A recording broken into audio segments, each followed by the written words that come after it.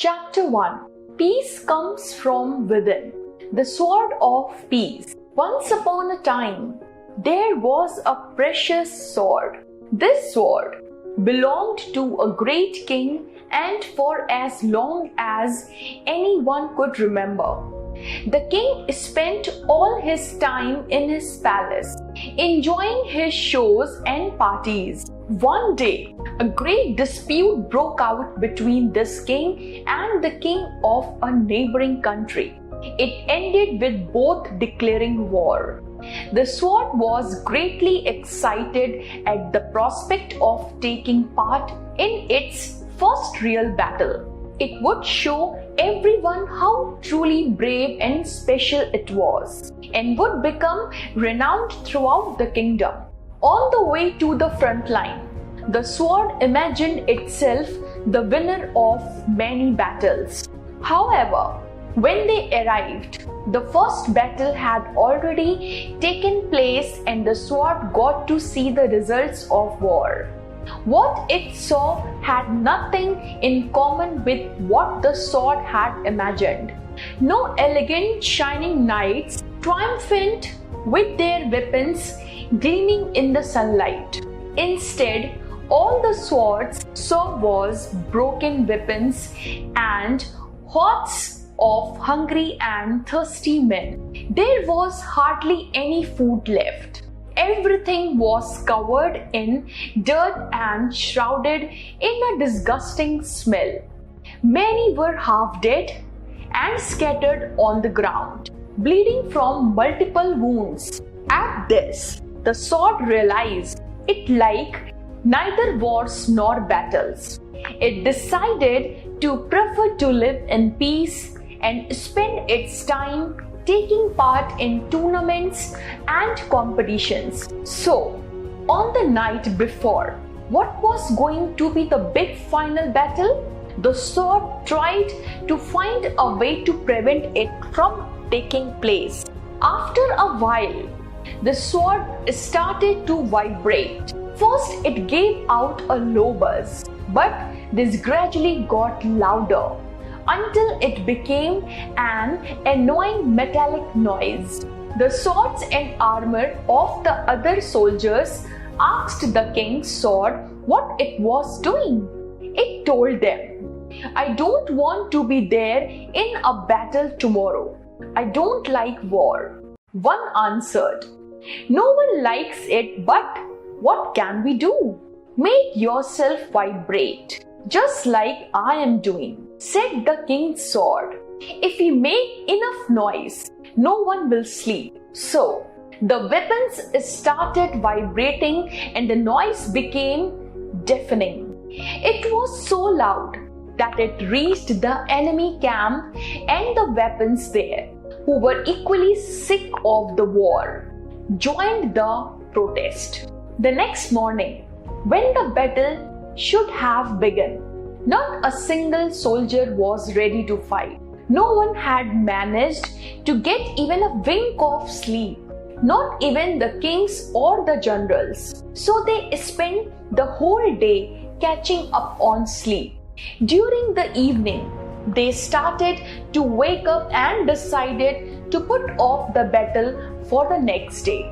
However, the weapons led by the king's sword spent the night repeating their peace song, and again no soldier could rest.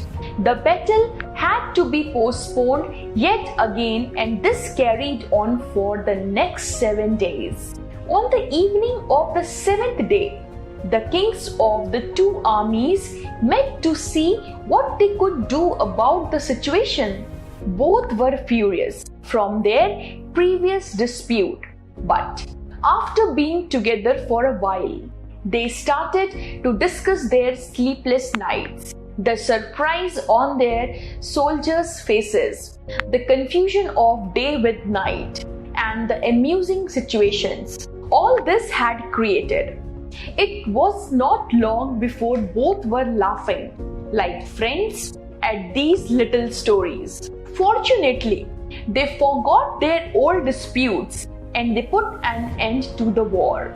each returning to their own land with the double joy of not having fight and having regained a friend. And from then onward, time to time, the kings would meet up to talk about their experiences as kings. They now understood that the things which united them were much more numerous than anything that set them apart from each other. Why peace is important? Peace is important in our life to have a true happiness, and it can be achieved by being true to yourself. There are many ways to achieve peace, but it starts by oneself. Being true to yourself is the most vital way to achieve peace. The way we feel and think of ourselves is important, but we should determine which is positive and which is negative. Use the positive track you have for become true to yourself. Being true to yourself in every moment as you grow and evolve is a lifelong practice that requires commitment. Your life becomes peaceful when you completely remove your ego and desires and visualize yourself as a peaceful being.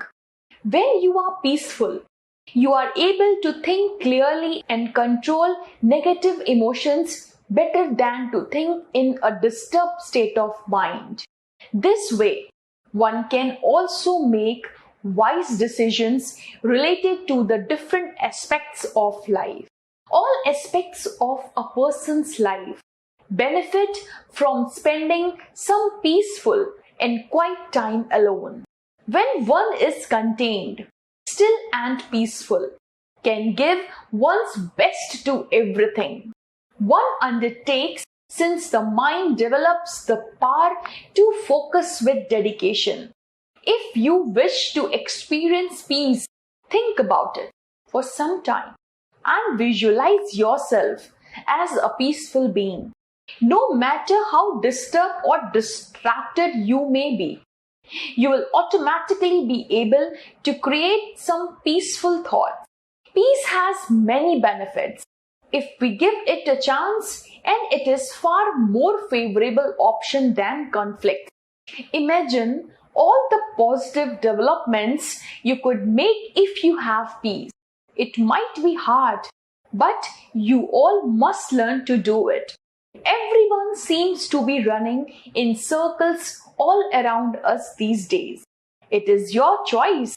If you want to follow the herd and live meaninglessly or step aside, make a wiser choice and live a peaceful life.